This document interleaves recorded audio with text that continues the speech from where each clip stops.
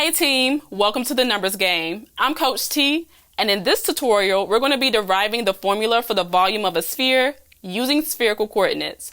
Now before we get started, make sure to subscribe to the channel for notifications on more math tutorials. Now let's take a look. Our example says, derive the volume of a sphere using triple integrals in spherical coordinates.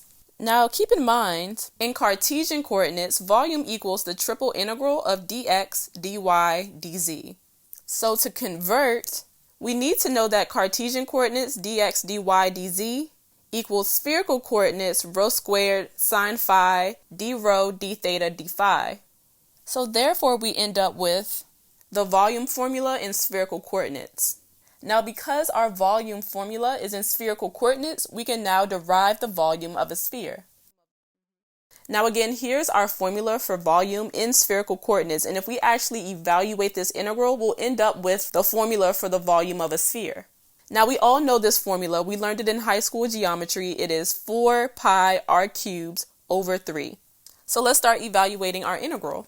I'll first set our bounds, which are 0 to r, 0 to 2 pi, and 0 to pi. And our first step is to integrate with respect to rho, and this gives us sine phi rho cubed over 3 from 0 to r. When we plug in these bounds, we get sine phi r cubed over 3. Our next step is to integrate with respect to theta. Now, we didn't have a theta variable here, so that makes this pretty easy. We've got r cubed over 3 times sine phi times theta.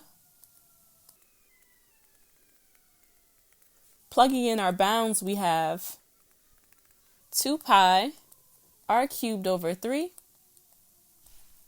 sine phi. And of course, our next step is to integrate with respect to phi. We'll move everything that doesn't have the phi variable to the outside of the integral. So that's 2 pi r cubed over 3 times the integral from 0 to pi of sine phi d phi. This of course gives us 2 pi r cubed over 3 times negative cosine phi.